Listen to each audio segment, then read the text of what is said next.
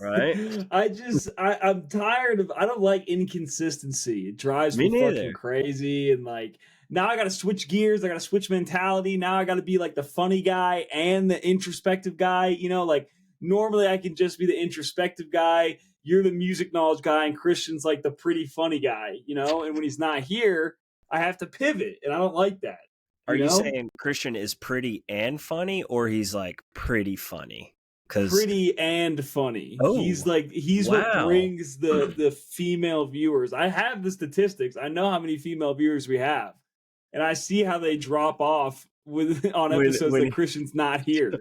so all females out there listening to the podcast know Christian is playing wild card role tonight. So don't tune out just because you don't hear his voice, because he may pop in, He right? may pop in, We don't and know. also like I'm tatted too. It's not just him, Yeah, So like I can cover for him. I can right. be a knockoff Christian. Exactly. Well, ladies and gentlemen, welcome or welcome back. It's Totally Biased Music. It's Blake and Anthony. I need to put in a Zen actually because I don't have one in. Um, Fats in. and today we are talking. Do you want to? I don't want to say this Yeah, incorrectly, so I you got say it. it, I got Anthony. it. Yeah. So we are gonna do an album by the band called Dredg. The album is called El Cielo. Um, I believe it's Spanish for the ceiling or the sky.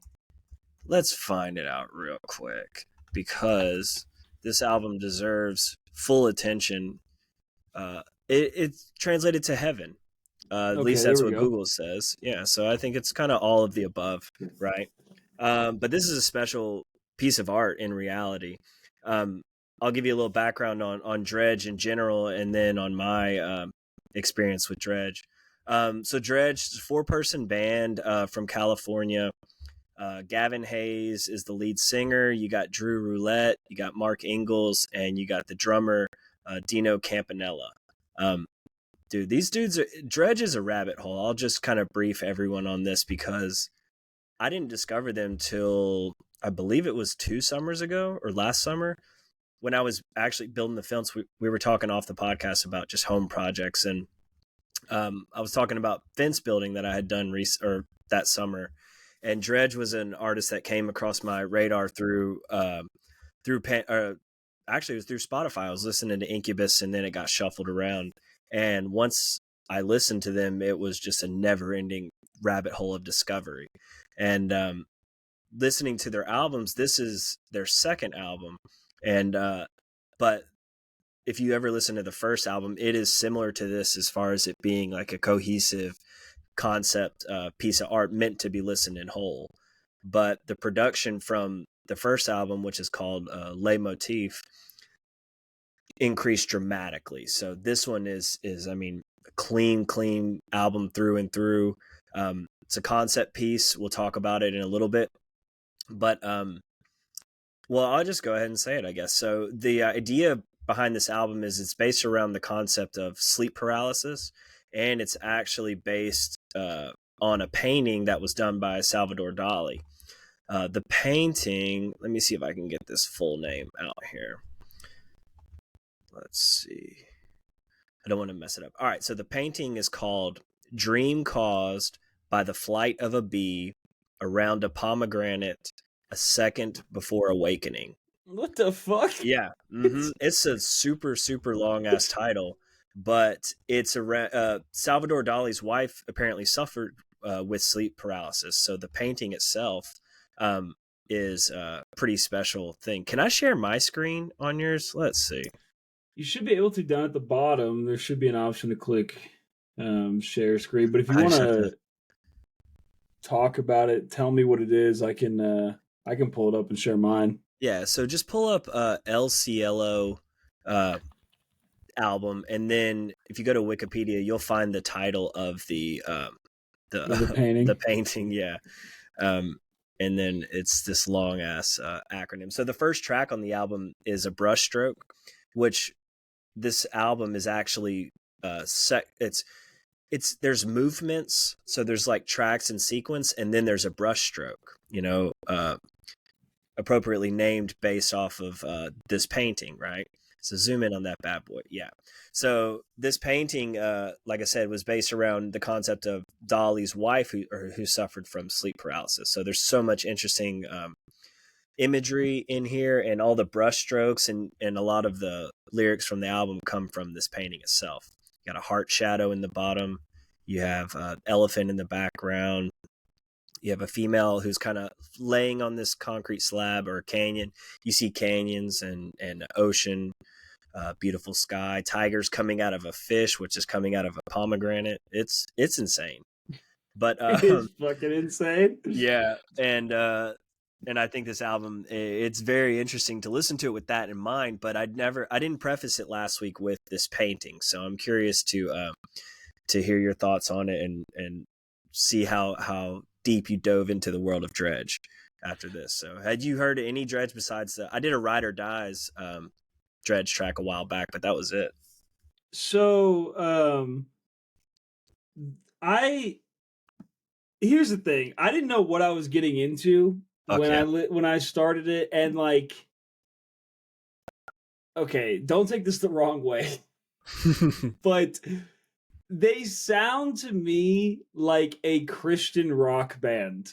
Like that is like themes that I got through some of the songs, and now that I know the title means heaven, that kind of just solidifies my assumption.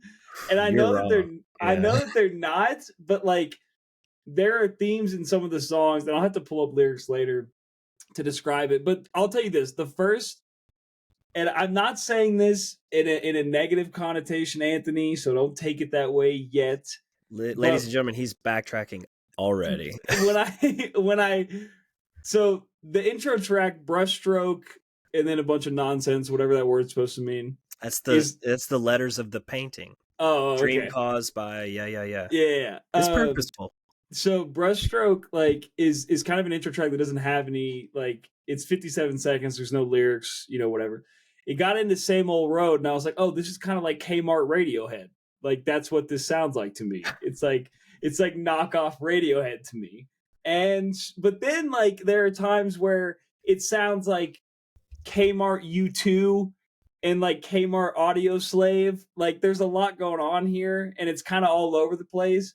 But like it works in some aspects, and I really enjoy it. Like Same Old Road is a good song, but I don't know, man. Like it wasn't, upon listening to it, it wasn't something that I was drawn super heavily to. I kind of had to, like, towards the end of the album, I had to kind of force myself to keep listening.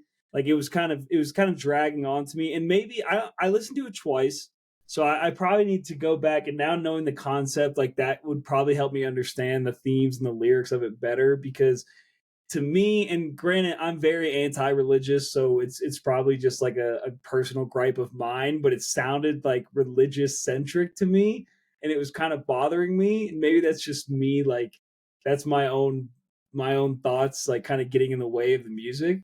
But with that being said, like there are some good songs, and there are some highlights, and there are some bad songs that I don't enjoy, but it's not anything that I outwardly hated. It just wasn't anything that I was like immediately drawn to. And it kind of sounded at times like very basic music to me. Like it was surprising to me that you picked it and that you were into them, because there were times where I was like, I don't like, I know Anthony's music taste well enough. I feel like that it didn't seem like something that you'd be drawn to. So that's surprising to me. Yeah, well, I'm very conscious of respecting people's opinion on this, but you're so wrong on this, Blake. And I am not gonna just play pacifist in this conversation, because for you to say that there's a religious aspect to it, I feel that The you title you means said it yourself. heaven. Right, but like heaven is not necessarily religious in a sense. I mean, it's an overarching concept, but this album, to say that it's religious, it's really not in that sense. There's so much going on here. This album foreshadows AI creating art, right? There's a lyric that I'll pull up later that it spells it out. But back to just the concept of Dredg in general. This band is not a band that tours regularly year in and year out. This is a group of guys that come together to create art pieces. You know, their albums between years are this one was I don't know, 7 years from the previous album, 6 years from the previous album. They get together to create something, and then they may tour it, but that's about it. You know, these guys have other uh, avenues of life they want to explore. Some have other bands, some have day jobs. It is just something that speaks to them in the moment. You know, this album was conceived in Palm Springs in California. So like they came together, produced or wrote something, and then went and recorded it. They actually recorded it out in Skywalker Ranch, which is interesting. But like I said, these guys, it may take, you know, it may take a few listens, but I think once you start to open yourself up to the concept that these guys are creating something that's meant to be digested, you know, I mean, you can mention Radiohead, but like they're their own enigma. Radiohead's their own enigma. Tool is their own enigma. Incubus is their own enigma. But to say they influence each other, I think is accurate. But I think you got to look past that mindset of like, this is something, you know, let it speak to you. But like, it's hard to stick your foot in the sand and say, all right, this is about this, you know, or this has this. Like, what are some religious bands that you can think of? And if you say Creed, go to number 2, because like that would be the I other one. You I know? don't listen to religious music, but like like the lyrics on Sansan, when they're saying hold on, we'll be with you soon. Hold on, we'll be with you soon. We'll be with you soon is essentially like the chorus. To Right. me, like the beginning of the song is I can't even concentrate on this. It's overthought, anticipated. The pen ink is running dry. It's been thrown to paper and wasted. Creativity has been blocked and overtasted. Maybe in time I'll appreciate it. Hold on, we'll be with you soon. To me, it's sat like when I listened to the song, I was like, they're talking about Jesus. That's what they're talking about. Really? That's what it came across as to me. That's 100%. crazy. That's, And there are I other mean, tracks too. Like I'll have to find lyrics. I can't remember. Um, I'd have to look through the tracks. There was another song where like I was like, oh, this is talking about God. Like I don't remember which song it was. It may have been Same Old Road, but I was like, this is about God, 100%. And like whether they want to admit that or not, that's what it's about. So nah, I don't know, man. I just it's like I I said, mean, like go ahead. there's things that I like about it a lot, but there's also like I don't know. It's like to me that it felt like they couldn't find. It just felt like there was no direction, man. It just felt all over the fucking place. Like, why do they I, sound like Radiohead one song and then sound like U2 the next song? Like, which one is it? it's they are being creative, you know, like they're not trying to stick in a lane, you know. I mean, it's not going to be repetitive. It is a narrative of in itself, right? There is no like specific thing they need to hit in every song. They're just going to let the music be what it is, right?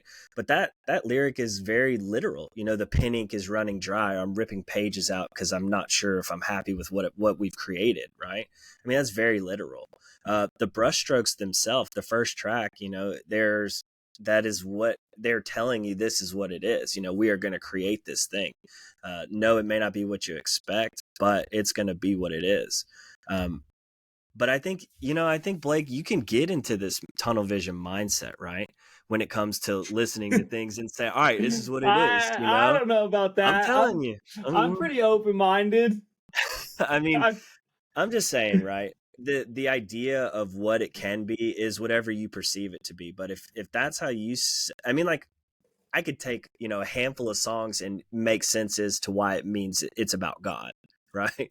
But like it is, I cannot put them in that lane whatsoever because this is maybe not what deep they are. down, I'm just uncomfortable being an atheist, and like I, I my body and my mind are trying to force me into a belief system I don't agree with. You like know. Blake has this 3-day Easter hangover right now, and now Yeah, he's like, back to life, right? I need to take DMT and like figure out kind of what's going on up there, you know, figure out really what my higher power is. I think that's what's happening here. Yeah, But with that yeah. being said, let's get in. I'm interested to hear your top tracks. Then let's hear your top You tracks. want me to go first, or Yeah, do yeah, you yeah. want to go first, Blake? No, you go first because then I know what's on my bottom, and I know if it's gonna upset you or not.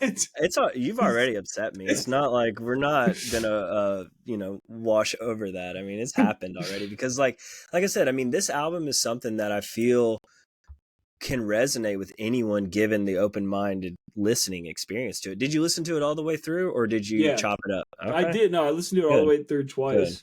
good. Um, and maybe a third time will be the charm, right? We'll see.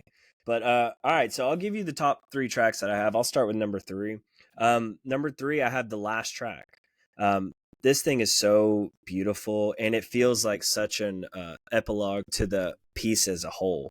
I mean, it is the combination of heaviness with beautiful chants that are happening throughout this track.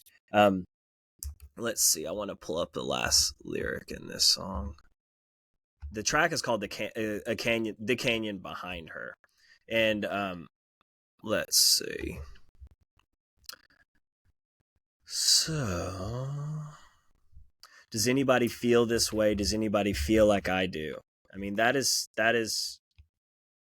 it encapsulates the culmination of this album.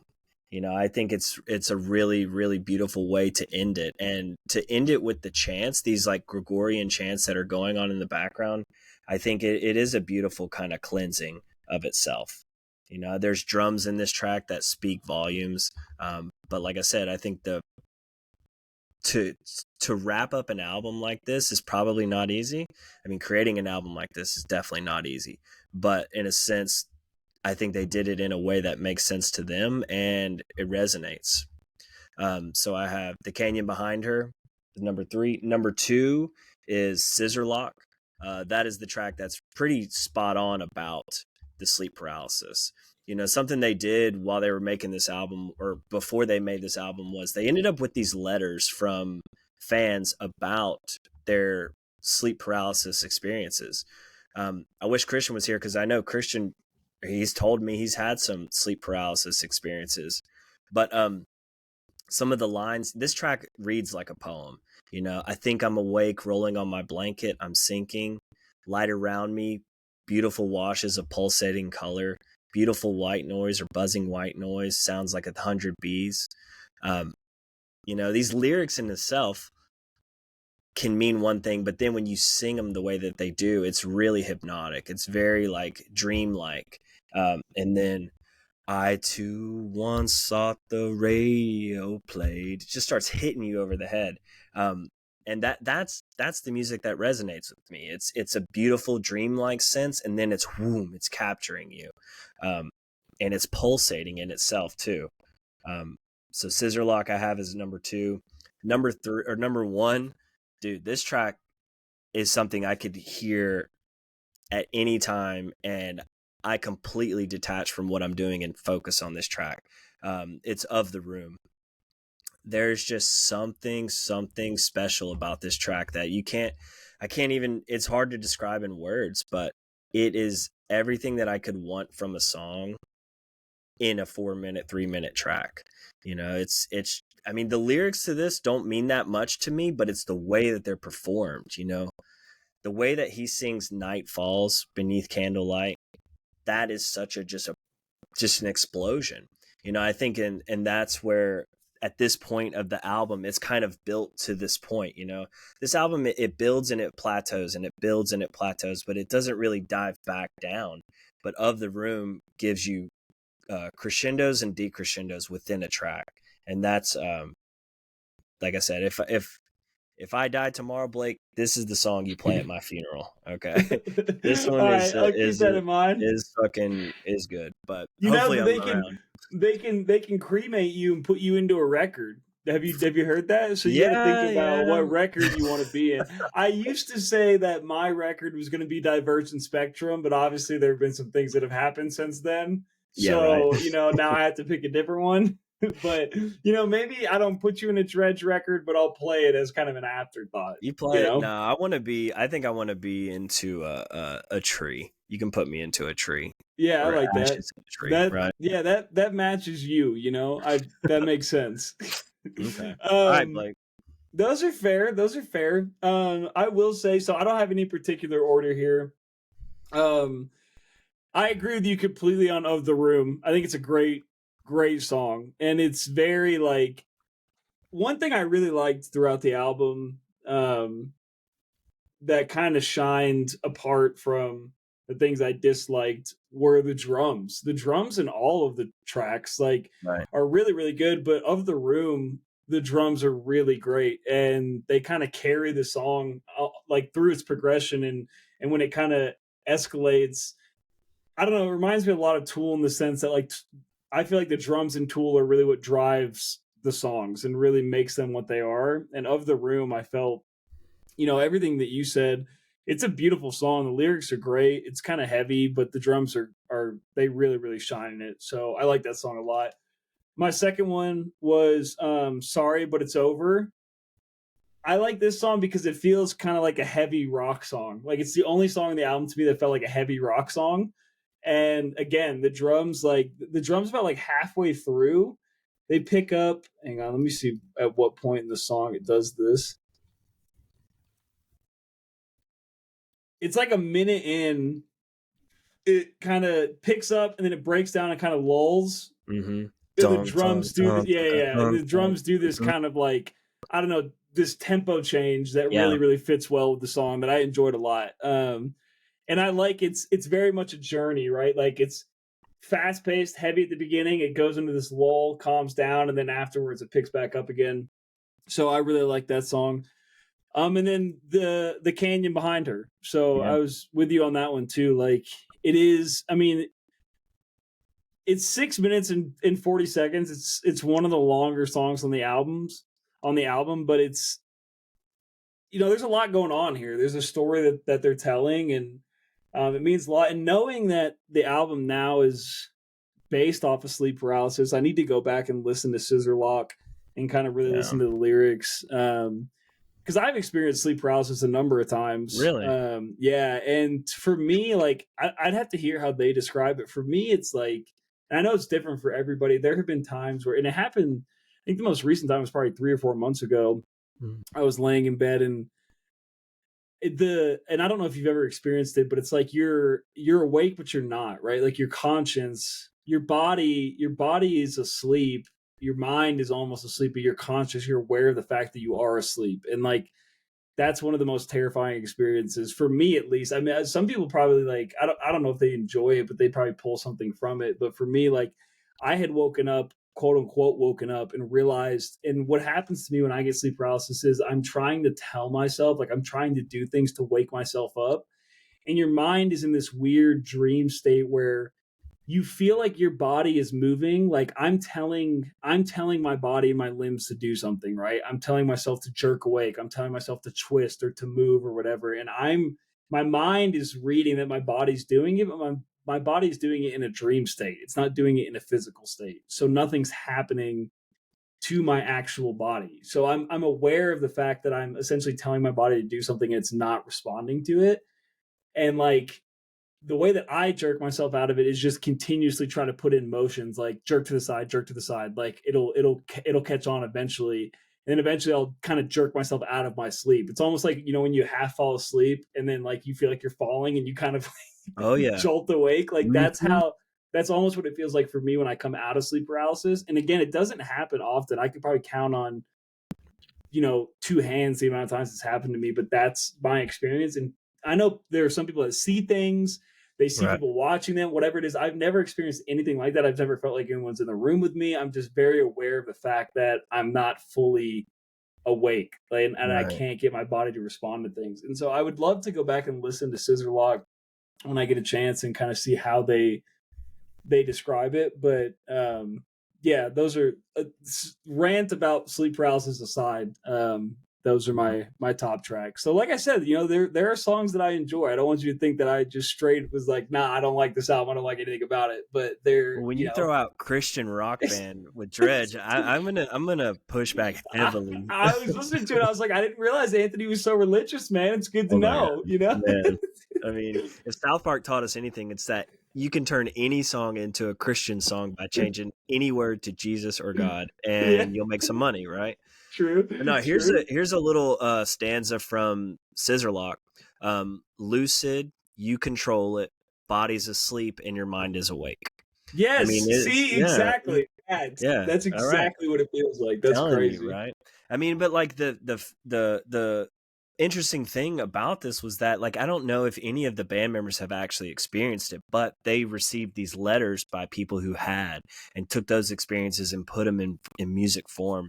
And I mean, this album too, if you were to, I mean, it's broken down by track because that is a efficient way for people to take in music. But if this album was one track, 60 some minutes long, that would also be appropriate. And I think it would change a lot of maybe people's, preconceived notions about what an album should be.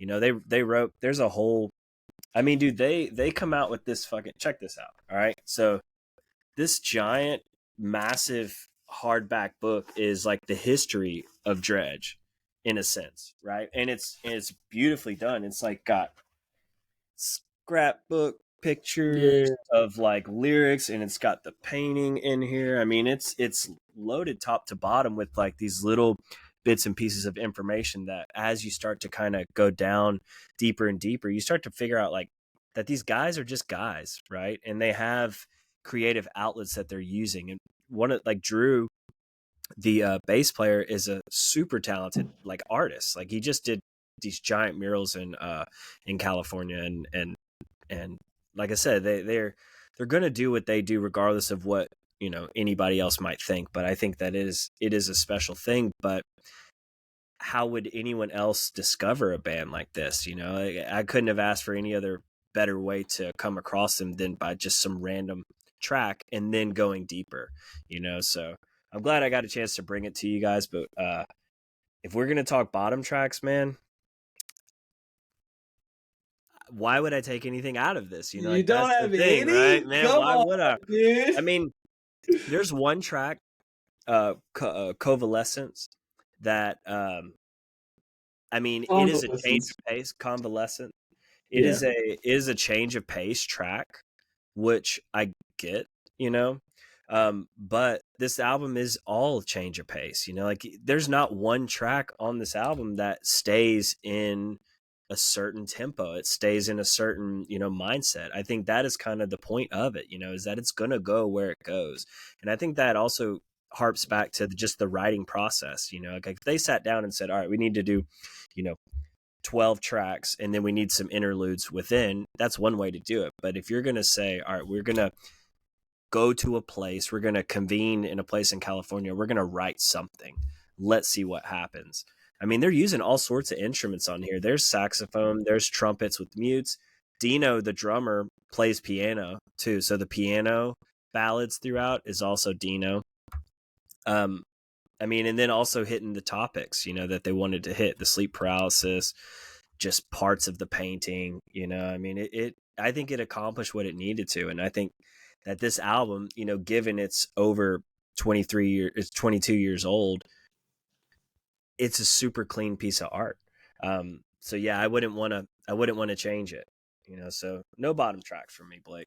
Take it. Wow, very interesting from you, Anthony. You don't do that very often, if No. ever. two That's a weeks in a very row though 2 weeks in a row. You have to tune in and listen to last week's episode.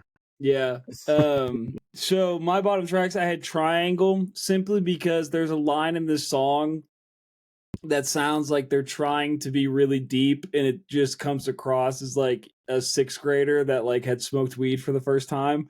And they say, Where it starts. babe, they say babies are born where people go to pass away. Like, yeah, man, that's what a hospital is. Like, that's not really that big of a deal. And like it just comes across as like, oh, I'm trying to be so introspective and deep and like listen to this deep lyric I came up with. Like every kid has had that thought before, like, dude, you know that like in hospitals, like people die, but also like babies are born, and then their friend who's stoned out of their mind is like, dude, that's so crazy. Yeah, that does See, happen. you take that line as child ignorance, I guess, but like I highlight that line. Like I write that line in my notebook because of the meaning behind it, dude. I mean, like that may be the difference in like how we take certain lyrics, but like Yeah. are you saying you had that thought before you listened to Yeah, this album? 100%, 100%. Okay, Yes, okay. I feel like Well, don't everybody has. maybe Like, not the chick from Dawn of the Dead, which we'll talk about in a little bit. I true. mean, she's But in the shopping mall. I think like if you have been to a hospital, you've had that thought before. Like, wow, there's people dying in this room, but there's also children being born. Like, isn't that crazy? Like, that's Yeah, not. I don't know. it is Um, crazy. I mean, like and it's what it is. so then my second one is which brushstroke was this? Hang on. You picked a brushstroke. Brushstroke, yeah, which doesn't really count. Um Brushstroke Reprise? Yeah, Is it Reprise? yeah. No, I don't Where think it. it's the same old road. No. Brushstroke and Elephant in the Delta Waves. I Yeah, wrote down is this supposed to be a song for Dune 2? Because that's what it sounds like. yeah. Like it's very like Middle Eastern vibes, and Yeah. like I don't know. It's weird because the other brushstrokes are nothing like that, and I don't. It just took me. It took me completely out of it. Um, What kind it of music surprises you, Blake? That's what I want to know. Because like it doesn't go it with sounds anything like it else might that's scare you. happening. Surprises It, might scare you. like it doesn't go with anything else that's happening in the album. Like it comes out of fucking nowhere. Like I don't understand it. Like maybe I don't know, man. I don't know. It just takes me out. This is how. I want to try to defend. I'll defend everything, but this track in particular, especially coming off of the room, right? Of the room is very climactic. It's very heavy. It's very like bam, and it hits you a couple times within that track, and then you need something to land. You need something to go. You need something to traverse to the next place or whatever it might be. And that's what Elephant in the Delta Waves is. It is an how do I say this? It is a movement song. The elephant in the painting, which is the elephant it's referring to, is moving in the background. But to have that Eastern vibe, those kind of like ding, Yeah. it can kind of segue from the bell from of the room. There's a little bell that happens, and then it kind of resonates, and then it goes into the next one. So I think that's the direction it's kind of going, because I mean, when you have songs like this, yeah, you need those kind of connecting pieces. But I mean, like I said, I respect your opinion, but do I agree? Negative, big old That's negative. fair. And then my final bottom track, Sanson. And It's Christian. I don't love Jesus, so I think that's why. This song is all about loving Jesus, and that's not where and being excited to meet up with Jesus, and that's not me. So not my vibe. I'll tell you just what I wrote about Sanson. I wrote build and release, coast and build. Right. Um, I mean, I think the hold on is a direct line that's being said, but it's also in reference to the song, right? Because it's still building. Hold on. Yeah, I mean, I don't know. I don't know what more to say. yeah. Sorry, I mean, I feel for you, Blake, because I'm like you could get. I feel like people can get so much out of stuff like this, right? But you have to be open. It has to be right time and place mentally. yeah. You Whatever never that know. You means. never know. Whatever that. And I actually had that thought when I listened to it. I was like, maybe I'm like, if Anthony and Anthony, this speaks to my I appreciate it. opinion I of appreciate it. you, because when other people send me shit that I don't like, I'm like, this person's a fucking moron and they don't know good music. But when you send me music that I don't vibe to, I'm like, Anthony saw something in this. There's something that I'm missing. I need to, find a different time or a place to listen to this, and maybe I will understand. And we're not going to agree 100% on everything, Right. but I do trust your opinion. So give me like 6 months. Let me come back to it. Maybe things will be different. You know, I feel that's you. that I is real. appreciate that openness from you, Blake. It is so noted, right? Because I mean that I will say that about Dredge in general. You know, like when I first listened to Dredge, Catch Without Arms, which is their third album, that is the album that really like was on repeat for me. That's a more pop, I don't even want to say pop centric, but maybe a more digestible album for the every person, right?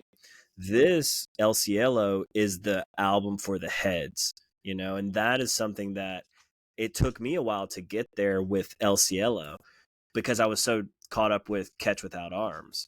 But all their albums, like with the exception of the maybe the most recent, which was still like I think 2009, Chuckles and Mr. Squeezy. That one's is a different thing.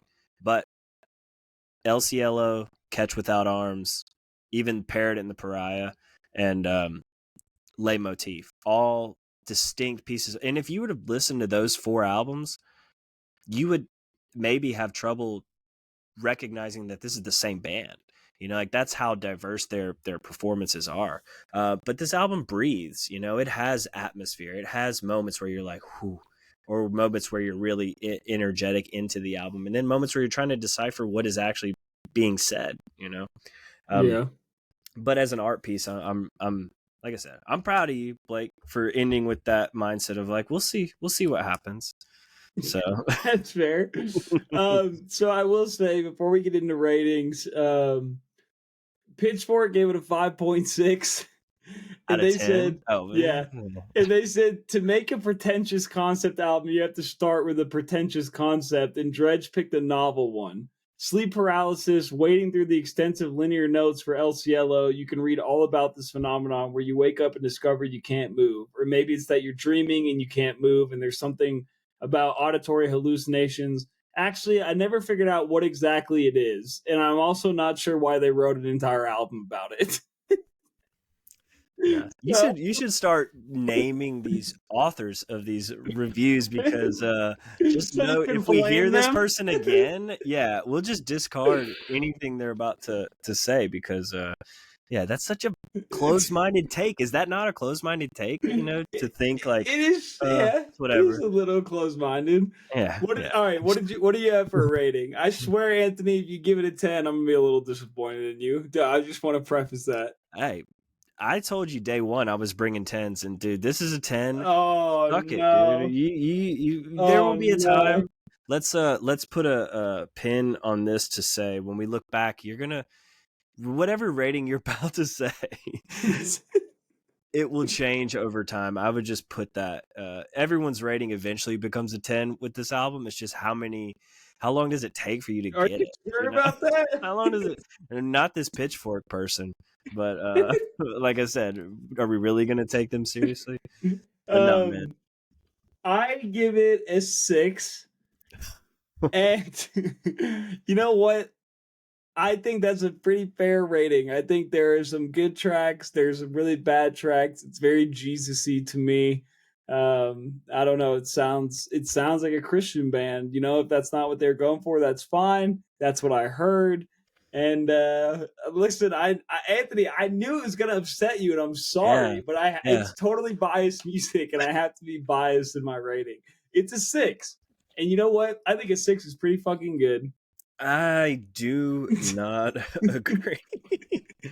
If we were listening to Human Clay by Creed, are they getting more than a 6 from you from a notorious Christian I rock don't band? know. There's I some think they bangers might. on there. There's some bangers on that album. So Christian, who knows? man, I wish Christian, the real Christian, was here right now. Yeah, we do need some backup, but hey, I mean, what are you gonna do? Like I said, I brought it to you. I'm seeing what you're saying, but like I You said, just there's gonna come disagree. listeners. Help me out with this right now. To just we're trying to educate Blake. Remember this, right? So this is our dearest effort to do so. And hey, 50 episodes in, we're still questioning, right? It's okay. Yeah, It's yeah. okay. It But is hey, what it is. we're here. So All right, 6 out Okay, of 10 so from Blake. so rides or dies, and not a great intro because you sent a Dredge track. So go ahead I and sure intro did. your track. Yeah, I'm going Why did you full pick a Dredge. Dredge track? So this track is called Stationary Transient. All right. So double entendre, moving and staying still at the same time. This track, the reason why I brought it to you is because you probably would have never found it in any other fashion because it's not on an album. It's on like an unreleased B side type of thing. But I fucking love this song. You know, I mean, it does what I want it to do. It fucking builds and then it coasts. You know, that's my formula. If you haven't figured that out yet, fast to slow, to fast again, to slow again. That's my ideal music to listen to mentally and to move through physically. So, what do you think about this song? Too Christian for you or what? No, I enjoyed this one. Thank I you. will say, here's the thing. What I should have done was this is what happened. I listened to the album and then I clicked your Ride or Dies. I saw it was a Dredge track and I was like, You fuck, rolled it's your not eyes and over. said, I was like, here we go. I gotta do another one. But I did it anyway. I pushed through and I did enjoy it. So I'll give it a rides, but I give it a rides with the caveat that I need to listen to it isolated away from "Yeah, listening to a Dredge album, which I think is fair for me. yeah, You know? yeah." I think honestly, after like listening to any album in its entirety, right? Like you need a break. So like don't Yeah, do that to yourself, you know? Like yeah, take a moment to breathe. You know, like Dredge, Tool, Radiohead, these are like full art pieces of music that are meant to be taken in as a whole, but it's it it requires attention, you know, it requires um focus, right? But after the fact, dude, I just want to go walk. I just want to go pet the dogs for a little bit, you know. So like yeah, yeah, like take a moment to breathe because yeah, stationary transient is a whole different face of Dredge, you know. It's just a whole different vibe. But yeah. all right. That's fair. So my track, kind of a little bit of a preview for next week. Brooklyn's Finest by Jay Z and the Notorious B.I.G. One of the greatest to ever do it. Probably, if I were to pick my top three rappers of all time, I gotta put Biggie in there. I love Ready to Die, one of my favorite albums ever. And people who don't know, Jay Z and Biggie had a very close relationship. They had a duo or they wanted to create a duo called The Commission. Obviously, Biggie passed before they could kind of make that come to fruition. But obviously, Jay Z is heavily influenced by Biggie, very close to him before his passing. And so this is one of the only songs they ever made together. Brooklyn's Finest off of Reasonable Doubt, which is Jay Z's first album and one of his best albums. Um, and I will say, you know, it was funny. So LeBron has a show called The Shop where he kind of gets famous people together and they just shoot the shit about whatever it is. Mm. And he had Jay Z on an episode, and I was watching with my girlfriend at the time, and LeBron asked him, "What's your best album?" And I go, "It's Reasonable Doubt." And then I go, "If it's not Reasonable Doubt, it's The Blueprint." And I swear to God, you can go watch the episode. Jay Z goes, "Reasonable Doubt," and he goes, "But if I had to pick a second, it's The Blueprint." It's like I fucking knew it, dude. That's Yeah. those albums are like they're the pinnacle of '90s, early 2000s rap. But anyway, I love the song. What did you think about it? Man, I love Jay-Z and I love Biggie, and this is not in reference to your dislike of Dredge, but this song I wanted more out of it, you know? Really? Yeah, I don't know if it was from like a sonic standpoint, you know? Like from a I don't want to say production, but like I wanted more oomph out of this track. I mean, they're spitting bars, both of them, not doubting that. But the song in itself, like I couldn't find myself getting into it in a way that like I want to listen to it again or again. Um, but like I said, Biggie and Jay Z, they're undeniable. You know, they're undeniable artists, undeniable lyricists. You said this is the only song they performed Yeah, together. yeah. Really interesting, interesting. Uh, I'm just reading through Wikipedia. It says Jay Z tried proving that he is a Biggie's caliber, while Biggie tried brushing his rhymes off as insignificant. Interesting. I Well, mean, I like, do think you like feel they're trying to like I think showcase like each the way other? that, yeah, and I think like that is kind of like if you go listen to Bad Meets Evil, which is Eminem and Royce da 5'9", that whole album they have together is very back and forth. Like Right. it's they bounce off each other really well, and I think Brooklyn's Finest does that in a really good way. Like they bounce back and forth throughout the whole track, really in a way that I really really like. But I also love both of them tremendously, and Right. I don't know. I think like with '90s rap songs, there's production has changed in hip hop so much over the past 20 years, right? And Hmm. these, I think, we've talked about this before, but I think simplistic, production, who knows if the commission would have been a thing and Jay-Z and Biggie would have made albums together, who knows how they would have progressed with the way the production has. So I think like from a production standpoint, it's very simplistic and it's kind of lacking, but I think they make up for it in the way that they rhyme. But I also understand where you're coming from. Like, you kind of want more from it. Yeah. And I think a time and place, this is like from 96. And like, honestly, just hearing Jay-Z rap in 96 is powerful in itself, right? Same for Biggie. I mean, Biggie's at the top of the world at that point, and it's like, really, they can do no wrong in the sense of a public eye, right? But yeah, no, like I said, I respect the track. It's just for what it was, I wanted more. But I mean, Yeah, I love Jay-Z and Biggie. that's fair. All right, so Dawn of the Dead. I picked Dawn of the Dead for the movie, Yeah. Zack Snyder movie, zombie movie, the movie that arguably made Zack Snyder famous. Listen, the reason I picked it is because I hate Zack Snyder.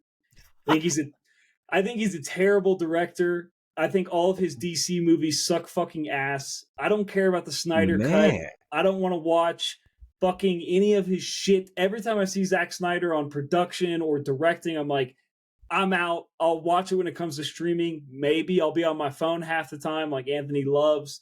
I'll drink a few beers. I can't stand this fucking guy. But with that being said, Dawn of the Dead is what catapulted Dawn of the Dead in 300 is what catapulted Zack Snyder to the level where he can make shitty movie after shitty movie after shitty movie and people still take him seriously. So I told myself I have to see what the fucking hype was about. And with that being said, it's gonna kill me to say this. Good fucking movie. Yeah. Good movie. Good zombie movie. I really enjoyed it. It was thrilling. It was fun to watch. There's some gut wrenching scenes. There's some dramatic scenes. It's action packed. It's scary. There's a lot of it that I like. There's some of it that I don't like. I don't know. What did you think? Is this your first time watching it? How do you feel about Zack Snyder? Like, give me Where the do you want me to rundown. start? Where do you want me to start? So, first off, this was Zack Snyder's first movie, right? So, like, first director debut coming out banging with a remake of a super classic movie. I hadn't seen either one. I hadn't seen the original. This is my first time watching Dawn of the Dead, and dude, I fucking loved it, man. I mean, like, you can see blueprints for what's to come, right? I mean, like, you're gonna see mass crowds of zombies, right? Which Yep. can equate to like mass Spartans, going into Yeah. battle. I mean, like, there's a lot of things like that. The soundtrack, it's very subtle. Like, this movie's very quiet compared to like fucking Army of the Dead, or let's see, or even Watchmen, you know? Yep. Like that. Do you like Watchmen? No. Have you seen what? Is it too long for you? It's not that it's too long. Listen. I You love probably know the Oppenheimer. runtime by You're heart. talking to an Oppenheimer fucking stan. I don't care about Okay. lengths of movies. Okay. Okay. Well, but I think Watchmen's pretty great. But either way, Zack Snyder is a massive comic book fan. Like, so taking Yeah, that which is into surprising that his consideration. movies are so fucking bad. That's what's shocking to me. All right. Well, then what? Go pull up this thing and tell me, what do you Let me not let me like? ex- let me explain to you Yeah. Let's hear it. the. What's your problem? So here's my thing with Zack Snyder. Right, this is the thing with directors is directors have the final say, right? Like they're in charge of the final product of the movie, right? Are they the writer? Like Sometimes. there's sometimes he's the writer, sometimes he's not, right? But you're a director, right? What you say goes. This is your film. The dialogue in all of Zack Snyder's DC movies is atrocious. So he's directed Man of Steel and Batman vs Superman, and there's a line. There's actually a couple lines in Man of Steel. Let me highlight.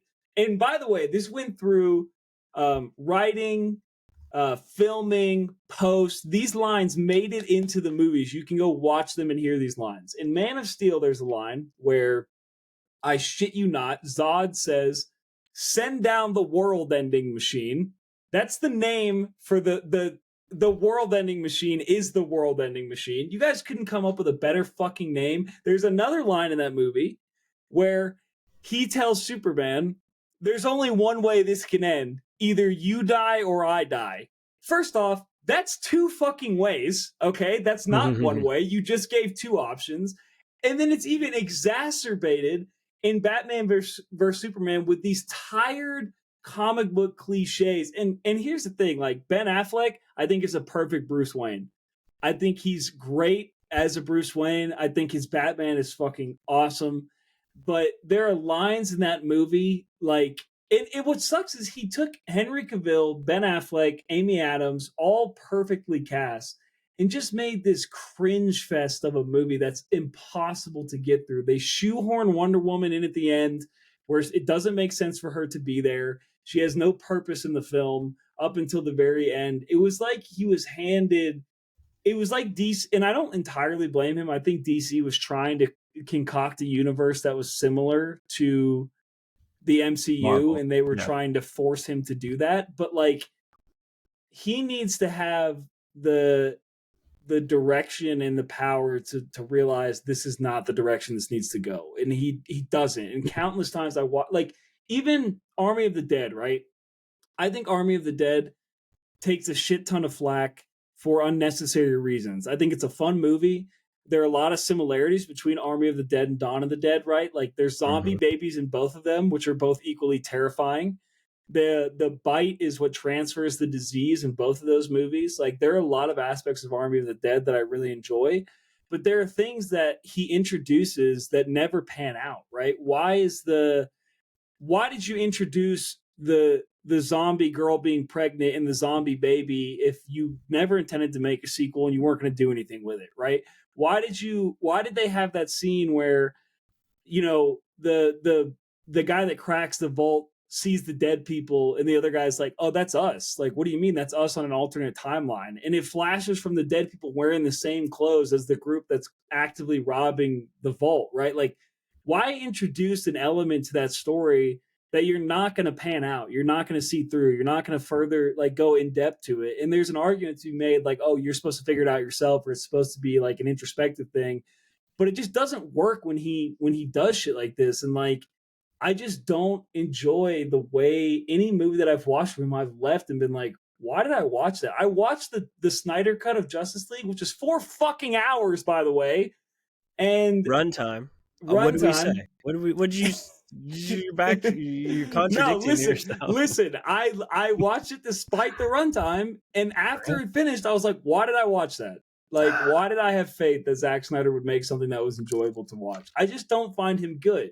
But Well, with that being said, Dawn of the Dead is the exception. Phenomenal zombie movie. And I'm glad that he took elements from that and put them in Army of the Dead, because it made it worth watching. And I think that movie's overly hated. Like, it's a zombie movie. What do you expect from it? But at the same time, like, he's just not that guy. He's not that guy, Anthony. Yeah. Well, here. All right. Now my rebuttal. You ready? Okay. So I would put money on those, corny lines from Man of Steel to being pulled directly out of the comic book. I would very much put money that the world ending machine is verbatim from the comic book. That's how much of, at least from what I got from an interview with Zack Snyder, not that I did, but that I watched. Which, have you watched any interviews with him? I think it might change your perception. I saw bits and pieces of the Joe Rogan one, and You it should made watch me dislike him more, actually. But I didn't Don't watch fuck the whole bits and thing. pieces. So. Yeah, watching bits and pieces of a Zack Snyder interview is like watching Rebel Moon on Netflix right now, because in that interview he talks about how much creative control he did not have on the final product. That's why these Zack Snyder cuts exist. is Yeah, because but like, but then why are you doing the project? Like, you're clearly just doing it at that point for a paycheck. Like, if you can't, like, you have famous directors that I'll tell you. have complete creative control over the product that they're making. Why are you signing up for something where it's going to be shitty? You know it's going to be shitty, and then you get the profit off the fact that, oh, I have a Snyder cut. Let me release it later. Like, Well, here's the thing. I mean, when you're being backed by a studio, I have no affiliation in the movie industry. This is a fucking dude on a couch right now. But like when you're being backed by a studio, you have to stay within their parameters, right? And if they want something that's going to be mass released, they can't have an unrated version of this thing being pushed out there on the front end. You know, he had to make deals with the studio productions so that he could make his own cut. So if they say we want you need to cut that scene where the zombies are laying in the safe or whatever, you need to cut that scene down. Okay, I'll make the cut only if I can put out my cut when the time is right. And so if I'm a creator, if I'm an artist and somebody says, all right, you need to do this, and I say, okay, I'll do it if I can do it my own way, then I'll do it. I don't give a fuck. But people should know that like Rebel Moon that's on Netflix right now, there's going to be a version that comes out in August, I think, which is fully how it's intended to be seen. So, like, why would I watch this garbage right now? Because it's just out there because the studios want it to be out there. It's not out there because it's the final product, you know? So, I think, like, having that thought in mind, like, that's the intention of the director, right? Is to say, all right, here is what should be seen. You know, I think when it gets there's a caricature around Zack Snyder that he puts out these Zack Snyder cuts, right? But like in reality, it's just the director's cut. You know, I mean, I watched the director's cut of Dawn of the Dead, and it's not much different, but I mean, it's what it is. You know, like I'm always going to seek out the intention of the artist, and if that means waiting, 4 months for the version to come out that needs to be seen in full, then I'm going to do that. but I'm that's not going like to. that's and I understand where you're coming from, but what bothers me is the fact that no other director does this. Every Zack Snyder thing that comes out, there's a Snyder cut of it. It's like he's intentionally making films that he knows he's being put into this box with the intention. And I get what you're saying. Like, if he still has the opportunity to release it the way that he wants to, then that's fine. But why is he the only director with his TV show has a Snyder cut, his Justice League has a Snyder cut, his Dawn of the Dead has a Snyder cut? Why does everything have a fucking Snyder cut? Like, can I just get, maybe I would like him more if the product that I'm watching is the product that he wants. Like, there's not an Oppenheimer and then an Oppenheimer Nolan cut. It's a 3 hour movie because it needs to be a 3 hour movie. Like, if he's directing something that needs to be 2.5 hours, tell the fucking studio I needed to make it 2.5 hours. We're not releasing two versions of this movie. He's the director. Like, he has the clout. He, oddly enough, he has the fan base. I'm assuming off of Dawn of the Dead. I don't know what the fuck else would build the fan base, but like, it just is. It's frustrating to me, and I don't understand the obsession with him, especially from DC fans, when he's essentially shit on their franchise. And even on that podcast, he made the comment about, oh, it's ridiculous. Batman can't kill people. You're protecting your god in a weird way. Those are the fucking rules, man. That's the comic. Like, everybody else stuck to the source material. Why is it a problem for you to stick to the source material? Like, he just thinks he's something that he's not, is the way that I view him. I don't know. I think that's pretty harsh, to say in a sense, just because, I mean, don't know, can't know, but like, I don't know if he's ever had that full, like, I mean, if you self-produce a movie, then yeah, I would say you have that freedom to do everything the way that you intend, He but that's produced also Army not of the the movie. Dead. I, I mean, That's what that, I'm but saying. okay, so that would be one, right? But like still, I mean, it's something to recognize in a way that like if you have full creative control, then that's what you have. But if you're being backed by studios, which majority of movies are, then you may not, right? I mean, you have to take creative liberties to say, okay, we're probably not going to put a 4 hour film in theaters. So then what outlets do we have? But it's all about the day and time of when this thing is coming out. I mean, like you have directors like Christopher Nolan and Denny, DV from Dune, that you can fully trust and say, all right, you're going to do whatever you're going to do because that's what you've always done, right? I mean, but you look at their early films and they're completely independent. Of course, the production's not what it was, but they still deliver a piece. I mean, I'm not going to stand behind every Zack Snyder film because I'm not a huge comic book fan. I haven't seen Sucker Punch and I haven't seen Man of Steel, but I know that I like Army of the Dead. I like Dawn of the Dead. 300 I was never a huge fan of, but I got more respect from it knowing that how it was shot is really, really interesting. It's all CGI. Yeah. Except for the humans, which I have a respect for that. And especially when you see a film like Avatar, right? I mean, like, these are just creative pieces that are just, they stand alone. Like I said, I was never a huge 300 fan. Watchmen I really did like. And I think I started to get a sense of what types of films Zack Snyder wanted to make. He wanted to make these big thematic productions. I don't like Guardians of the Galaxy, but it has that type of atmosphere to it, right? A heavy soundtrack, a lot of colors, a lot of characters, a lot of massive crowd shots, that kind of hit what I think he was going for. At least that becomes this kind of Zack Snyder formula, for lack of a better term. Yeah. But like I said, I don't think he's a bad guy. I don't think he's trying to do anything. I don't think he's a bad guy. I just think that he's, not great at what he does.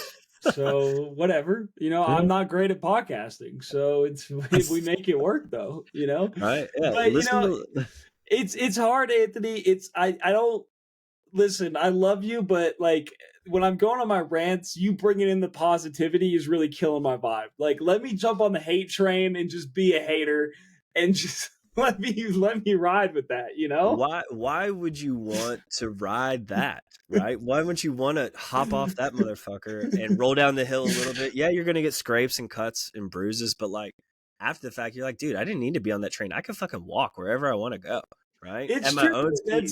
That's how I feel about Godzilla, and you won't jump on that train. So I jumped on the -1 in black and white train, right? Yeah, So but you gotta watch Godzilla Kong, and then like you have to go into it.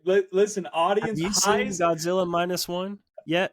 I have not seen it yet. Okay, now before you say how much money this one just made, you already know that I don't give a fuck about box office numbers, because here's the thing: turn on cable television on Fox or CBS at 7 o'clock at night and watch what's on TV. Garbage. And watch who's watching it. A lot of people. What? Oh, what? You have a problem with Grey's Anatomy all of a sudden? No, you I don't have a think that's problem peak with television? what's the Voice? I have a problem with The Voice. I have a problem with American Idol. I have a problem with a lot of pop culture things because it makes money and it gets a lot of eyes, but that doesn't mean it's good at all. I'd rather listen to a Dredg album with 100,000 Spotify listens versus billions on Beyonce's Cowboy. What's the new album? I heard it was good. I heard it's good too. I'm excited to listen to it. But Cowboy Carter. Carter. I heard it's good too. But like, you see the hype trains, and like, I'm off of the hype train, right? Yeah. But I will gladly stand behind pieces of art, even if I'm the only one. But that's fair. It's respectable. Yeah, I try. Well, it is what it is. I mean, it's still fuck Zack Snyder, but I would say we talked more about Snyder than we did Dawn of the Dead, but we're running out of time here. So, but you said it was fun. I said it was fun. It's a director debut, so yeah, I enjoyed it.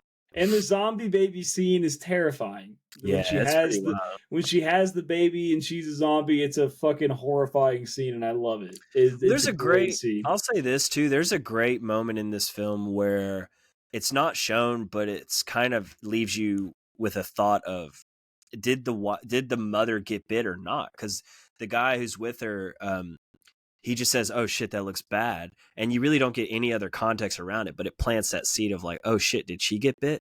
And then things start to develop, right? That you realize, "Oh fuck, she's turning into a zombie. What's this baby going to look like?" So it builds tension as to what's to come. I think that's a solid move from a director in his first movie. Yeah, no, 100%. And if he would have stuck with that, then we might be having a different discussion. Okay, so next week, what we got? So here's the thing. I wanted to do My goal is to educate you, Anthony, in terms I of love hip it. hop music, because that is not a world that you're versed in the way that you should be. So I went back and forth. I thought, I wanted a classic album. I listened to some Jay-Z albums over the weekend. I listened to some Tupac albums over the weekend. But what I landed on, is because I think it will spark a debate between this artist's different albums.